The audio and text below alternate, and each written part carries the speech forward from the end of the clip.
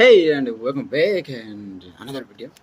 Okay अभी मैं college से सीधा आकर मैंने ये वीडियो शूट कर रहा हूँ तो मेरी ड्रेस वही रह जाएगी रहेगी एंड थोड़ी इसकी ब्राइटनेस हाँ लाइट की थोड़ा कम कर दें। हाँ ठीक है अभी अभी ठीक लग रहा हूँ ना। ठीक है नहीं लग रहा हूँ तो ठीक एडिटिंग के बाद आपको एक सही लग रहा होगा। तो in last video we talk about the chapter numbers 5 5 years 6. Yes, 5. Not 5 year. That is 6. Good luck. After that, next is 5 loss of gold and 6. And last chapter, last video, we talk about the chapter number 6, and today we read the chapter number 7. That's the cute and beauty. The chapter name is The Gold Lender of Babylon.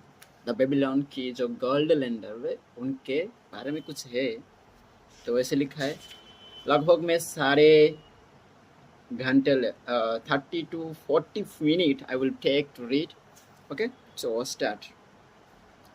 50 pieces of gold never before had Rodon, the spear maker of old Babylon, carried so much gold in his leather wallet happily down the king's highway from the palace of his most liberal majesty. He strode cheerfully, the gold clinked as the wallet at his belt swayed with each step, the sweetest music he had ever heard. 50 pieces of gold, all his. He could hardly realize his good fortune. What power in those clinking discs! They could purchase anything he wanted: a grand house, a land cattle, camels, horses, and whatever he might desire. What use should he make of it? This evening, as he turned into a side street toward the home of his sisters. He could think of nothing he would rather possess than those same glittering, heavy pieces of gold he is to keep. It was upon an evening some days later that a perplexed Radon entered the shop of Mathon, the lender of gold and dealer in jewelries and rare fabrics. Glancing neither to the right nor the left at the colorful articles artfully displayed, he passed through to the living quarters at the rear. Here he found the gentle Mathon lounging upon a rock, partaking of a meal served by a black slab. I would counsel with the, for I know not what to do. Radon stood stolidly, feet apart, hairy breast exposed by the gaping front of his leather jacket. Mathan's narrow, sallow face smiled a friendly greeting, and what indiscretions hast thou done? Thou shouldest seek the lender of gold, hast been unlucky at the gaming table, or had some plump dame entangled thee. For many years have I known thee, yet never hast thou sought me to aid thee the troubles. No, no, not such as that. I seek no gold, instead I crave the wise advice. Hear, what this man doth say. No one comes to the lender of gold for advice. Lender of gold for advice. My ears must play me false. They listen true. Can this be so? Radon, the spearmaker, doth display more cunning than all the rest, for he comes to Mathan not for gold, but for advice. Many men come to me for gold to pay for their follies, but as for advice they want it not. Yet who is more able to advise than the lender of gold, to whom many men came in trouble? Thou shalt eat with me, Radan, he continued. Thou shalt be my guest for the evening. Until he commanded of the black slave, draw off a rag for my friend Radan, the spear maker, who comes for advice. He shall be mine honored guest. Bring to him much food and get for him my largest cup. Choose well of the best wine that he may have satisfaction in the drinking. Now tell me what troubles thee. It is the king's gift, the king's gift. The king did make thee a gift, and it gives thee trouble. What manner of gift? Because he was much pleased with the design, I did submit to him for a fee a new point on the spears of the royal guard. He did present me with 50 pieces of gold. Now I am much perplexed. I am based. Each hour the sun does travel across the sky, and those who would share it with me. That is natural. More men want gold than have it, and would wish no one who comes by it is divide, but cannot. You not say no. Is the will not as strong as the fist? To many I can say no, yet sometimes it would be easier to say yes. Can one refuse to share with one's sisters to whom he is deeply devoted?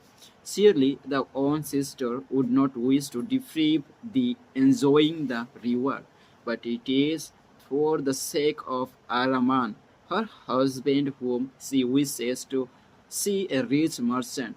She does feel that he has never had a chance, that she beseeches me to loan to him his gold, that he may become a prosperous merchant and repay me from his profits. My friend, resumed Mathon, "'tis a worthy subject thou bringest to discuss. Gold bringeth unto its possessor responsibility and a changed position with his fellow men.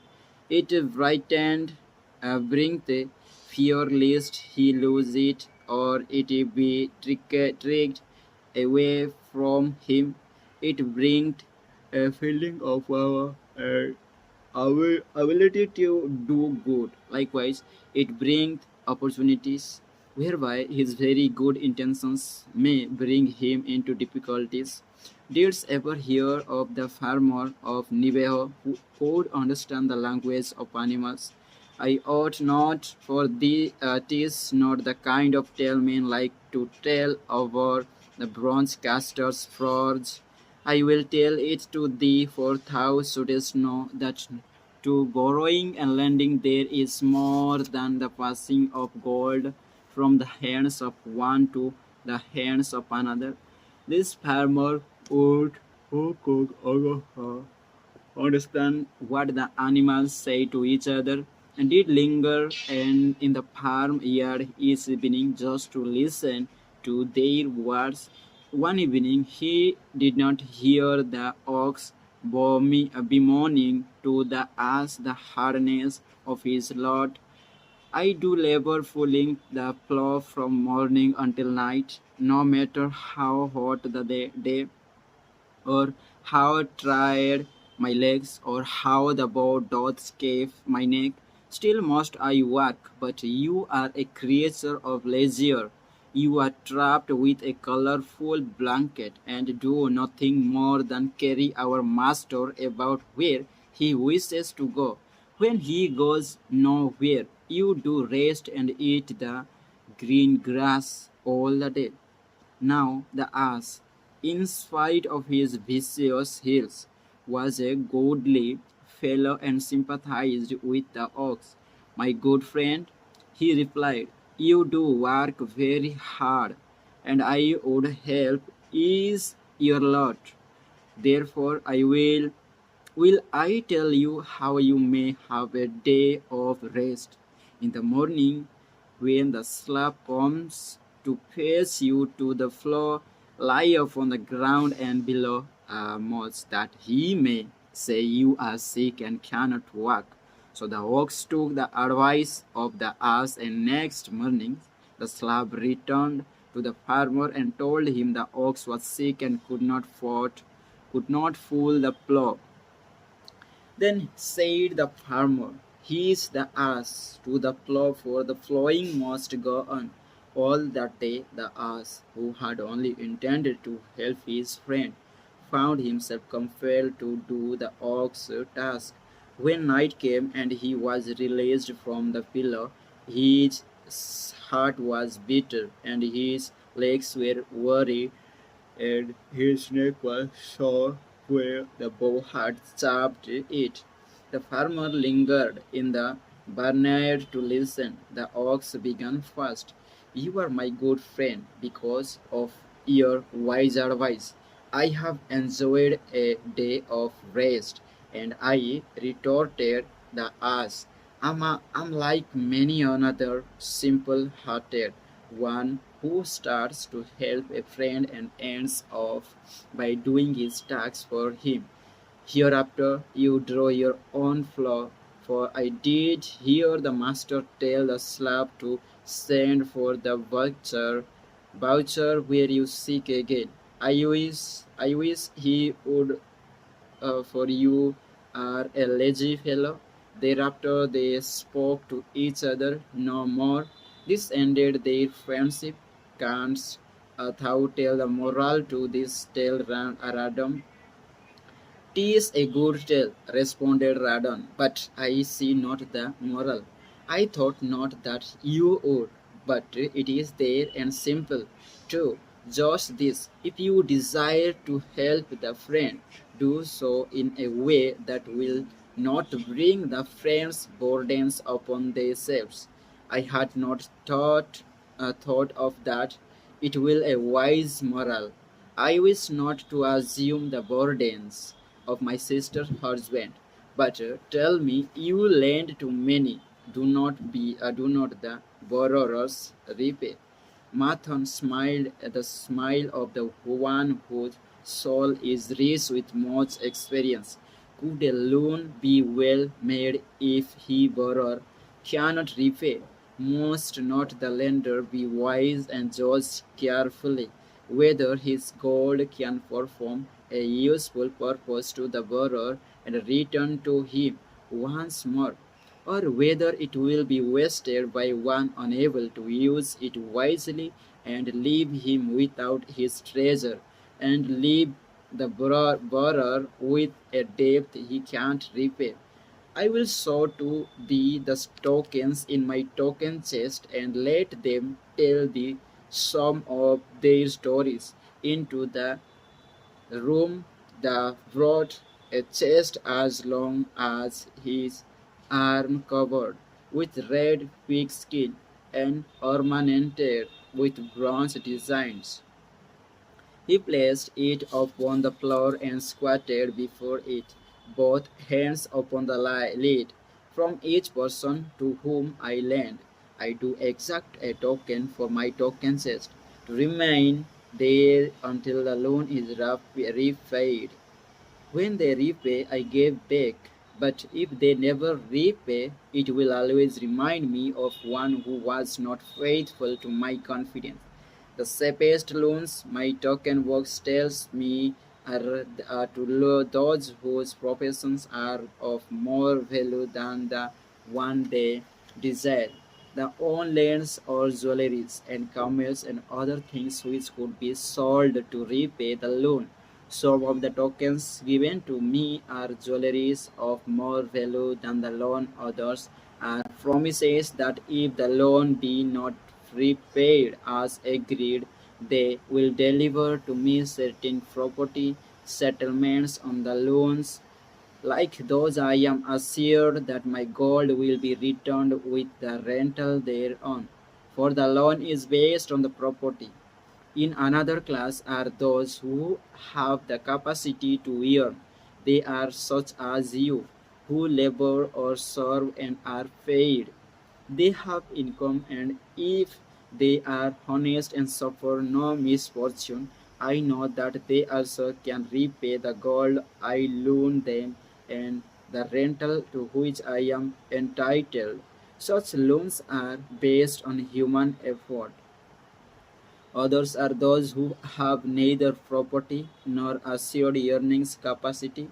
Life is hard, and there will always be some who cannot adjust themselves to it. Alas, for the loans I will uh, them even uh, depend though they be no larger than a fence. My token box may censure me in the uh, years to come unless they be guaranteed by good friends of the borrower who know with honorable marathon. She released the clubs and opened the lid, Radon leaned and forward eagerly. At the top of the chest, a bronze neck piece lay upon a scarlet cloth. Martin picked up the pieces and patted it affectionately. This shall always remain in my token chest because the honor has passed on into the great darkness. It, the treasure, it is his token, and I treasure his memory, for he was my good friend. He traded together with much success until out of the east he brought a woman to wed. Beautiful but not like our Roman. A dazzling creature, he spent his gold lavishly to gratify her desires. He came to me in distress when his gold was gone. I counseled with him. I told him I would help him to once more master his own affairs. He swore by the sign of the great bull, and that he would. But it was not to be. In quarrel she thrust a knife into the heart he dared her to pierce. And she questioned Radon. Yes, of course, this was hers. He picked up the scarlet cloth in bitter remorse. She threw herself into the Euphrates. These two loans will never be repaid. The chest tells you, Radon, that humans in the throes of great emotions are not safe risk for the gold lender. Here, now this is different. He reached for a ring carved of hawk's bone. This belongs to a farmer. I buy the rocks of his woman. The Lacoste came and they had not food. I helped him, and when the new crop came, he repaid me. Later he came again and told of strange gods in a distant land, as described by a traveler. They had long hair and fine and soft it would weave into rocks more beautiful than any ever seen in Babylon. He wanted a hoard, but he had no money. So I did lend him gold to he make the journey and bring back gods. Now his hoard is begun, and next year I rocks it has been their good fortune to buy. Soon I must return his ring. He does insist on repaying promptly. Some borrowers do that, queried Radon, if they borrow for purposes that bring money back to them. I find it so, but if they borrow because of their indiscretions, I warn to the situations if thou wouldest ever have the gold back in hand again, tell me about this, requested Radon, picking off a heavy gold bracelet inset with jewelries in rare designs. The woman do appeal to my good friend, Bantied Mathan. I am still much younger than you, retorted Radon. I grant that, but this time thou dost suspicion romance, where it is not. The owner of this is fat and wrinkled and Dot talks so much and says so little, she drives me mad. Once they had much money and were good customers, but ill times came upon them. She has a son of whom she would make a merchant. So she came to me and borrowed gold that he might become a partner of a caravan owner who travels with his camels, buttering in one city what he buys in another. This man proved a rascal, for he left the poor boy in a distant city without money and without friends, falling out yearly while the youth slept. Perhaps when this youth has all grown to manhood, he will repay. Until then, I get no rental for the loan, only more stock. But I do admit the jewelries the are worthy of the loans. Did this lady ask the advice as the wisdom of the loan? Quite otherwise. She had pictured to herself this son of hers as a wealthy and powerful man of Babylon. To suggest the contrary was infuriate her. A fair rebuke I had. I knew the risk for this inexperienced boy, but as she offered security, I could not refuse her. This continued marathon, waving a bit of baked rope tied into a knot, belongs to Neptune, the camel trader. When he would buy a herd larger than his pawns, he brings to me this knot, and I lend to him according to his needs. He is a wise trader. Okay, I have confidence in his good judgment and can lead him freely. Many other merchants of Babylon have my confidence because of their honorable behavior. Their tokens come and go frequently in my token box. Good merchants are an asset to our city, and it profits me to aid them to keep trade moving that Babylon be prosperous. Marathon picked out a beetle carved in turquoise and tossed it contemptuously on the floor. A bog from Egypt, the lad who owns this does not care whether I ever receive back my gold. When I approached him, he replied, "How can I repay when ill fate pursues me? You have plenty more. What can I do?" The token is his father's and a worthy man of small means who did place his land and horde to back his son's enterprises. The youth found success at first and then was overzealous to gain great wealth. His knowledge was immature. His enterprises collapsed. Youth is ambitious. Youth would take shortcuts to wealth and the desirable things for which it stands.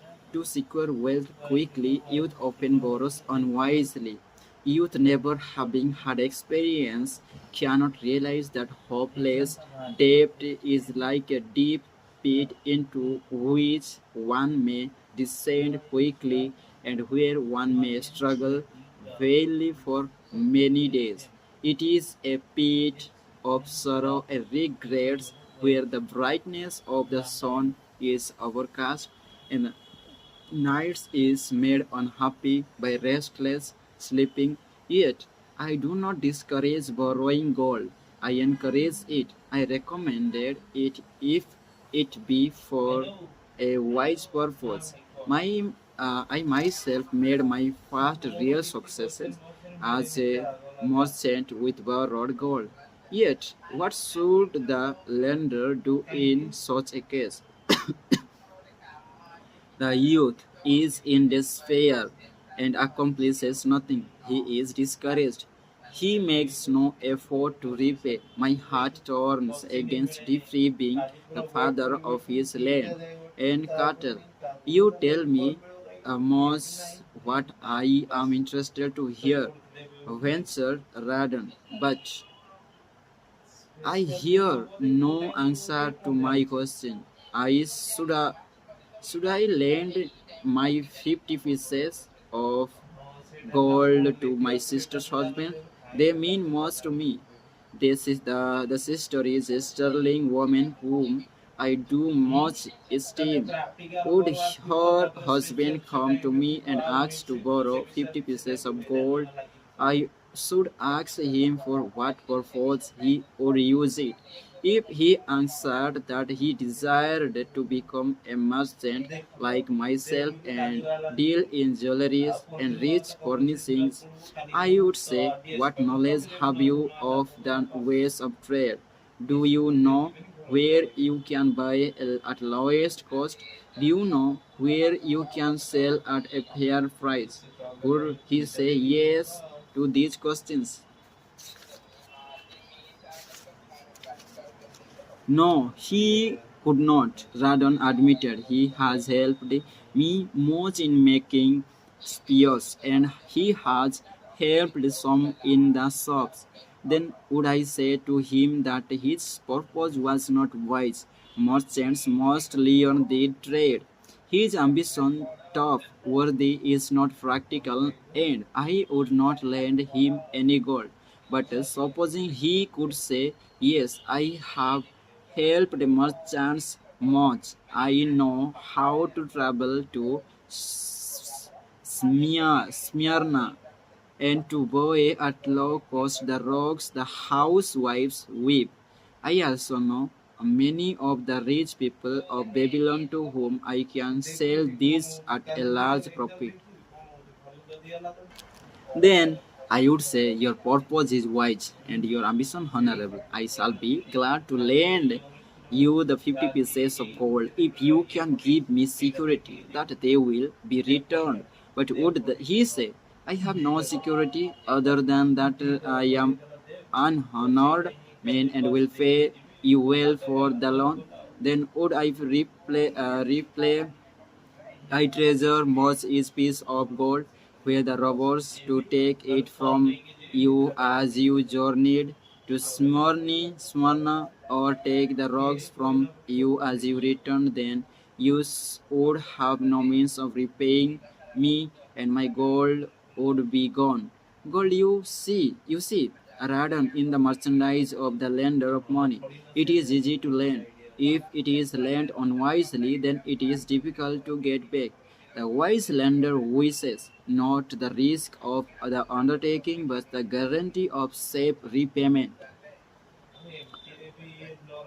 Tis well. He continued to assist those that are in trouble. Tis well to help those upon whom fate has laid a heavy hand.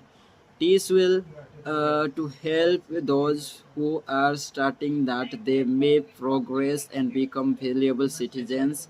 But help must be given wisely, lest, like the farmers, us in our desire to help, but take upon ourselves the burden that belongs to another. Again, I wandered from my day question, Radon, but hear my answer. Keep the 50 pieces of gold, what the labor yearns for the what is given thee for reward. In is thin on, and no man can put on obligation upon the to part with it unless it do the ways which if thee wouldest lend it so that it may earn the more gold than land with caution. And in many places I like not idle gold, even less I like too much of risk. How many years hast thou labored as a spearmaker? Fully three. How much besides the king's gift hast saved? 3 gold pieces. Each year that thou hast labored, thou hast denied thou thyself good things to save from thine earnings 1 piece of gold. 'Tis as you say, then mightest save in 50 years of labor 50 pieces of gold by the self-denial. A lifetime of labor it would be. Thinkest thou the sisters would wish to give paradise the savings of 50 years of labor over the bronze melting pot that her husband might experiment on being a merchant. Not if I spoke in your words. Then go to her and say, 3 years I have labored each day except fast days from morning until night, and I have denied myself many things that my heart craved. For each year of labor and self-denial, I have to sow one piece gold. Thou art my favored sister, and I wish that the husband may engage in business in which he will prosper greatly. If he will submit to me a plan that seems wise and possible to my voice, my friend, Marathon, then will I gladly lend to him my savings of an entire year that he may have an opportunity to prove that he can succeed. Do that I say, and if he has within him the soul to succeed, he can prove it. If he fails, he will not obey the more than he can hope someday to repay. I am gold lender because I own more gold than I can use in my own trade. I desire my surplus gold to labor for others and thereby earn more gold. I do not wish to take risk of losing my gold, for I have labored much and denied myself much to secure it. Therefore, I will no longer lend any of it where I am not confident that it is safe and will be returned to me. Neither will I lend it where I am not convinced that its earnings will be promptly paid to me. I have told to the Radon a few of secrets of my token chest. From them you may understand the weakness of the men and their eagerness to borrow that which they have no certain means to repay. From this you can see how often their high hopes of the great earnings they could make if they were but had gold are but false hopes. They have not the ability to training to fulfill. Thou rather now have gold which thou shouldest put to earnings more gold for the thou art about to become even as I a gold lender. If thou dost safely preserve the treasure, it will produce liberal earnings for the and he a rich source of pleasure and profit during all the days. But if that thou dost let it escape from thee, it will be a source of constant sorrow and regret as long as the memory does last. What desirest thou most of this gold in the world? Give it. Wisely spoken, replied Marathon, approving. The first desire is for safety. Thinkest thou that is in the custody of the sister's husband it would be truly safe from possible loss? I fear not, for he is not wise in guarding gold, that then he not swayed by foolish sentiments of obligation to trust the treasure to any person. If thou wouldest help the family or the friends find other ways than risking the loss of the treasure, forget not that gold slippeth away in unexpected ways from those unskilled in guarding it, as well waste the treasure in extravagance as well let the others lose it for thee. What next after safety dest desire? This treasure is thine, that is yearn more gold. Again thou speaker with wisdom, it should be made to yearn and grow larger. Gold wisely lent men even double itself with its earnings before a man like you growth old. If you risk losing it, you risk losing all that it would earn as well. Therefore, be not swayed by the fantastic plans of impractical men who think they see ways to force the goal to make earnings unusually large. Such plans are the creations of dreamers unskilled in the safe and independable. laws of trade. Be conservative in the what thou expect it to earn, thou and that thou must keep and enjoy the treasure. To hire it out with a promise of usurious returns is to invite loss. Seek and associate themselves with men and enterprises whose successes is established that the treasure may earn liberally under the skillful use and be guarded safely by their wisdom and experience.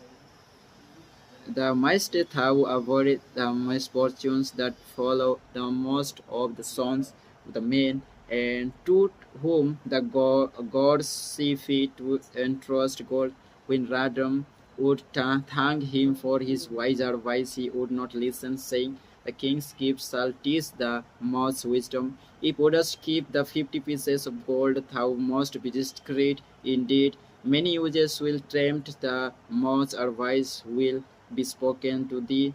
Numerous opportunities to the make large profits will be afford thee. The stories from my token box should warm thee before thou let any piece of gold leave the pouch to be sure that thou hast a safe way to pull it back again. Should my father advise of it to go return again, it is gladly given. Ere thou goest read this, which I have carved beneath the lid of my token box. It applies equally to the borrower and the lender. Okay, this is all about the chapter number 7, and better a little casuation than a great regret. एक सावधानी होना चाहिए, better regret से better एक सावधानी करके आप आगे बढ़ें. Whenever you go through in front of your stairs, then be alert. What happened? Be anxious. Plan your actions so that you will be able to be not no regret for that. Okay, so this is the chapter number 7, that is the gold lender of Babylon.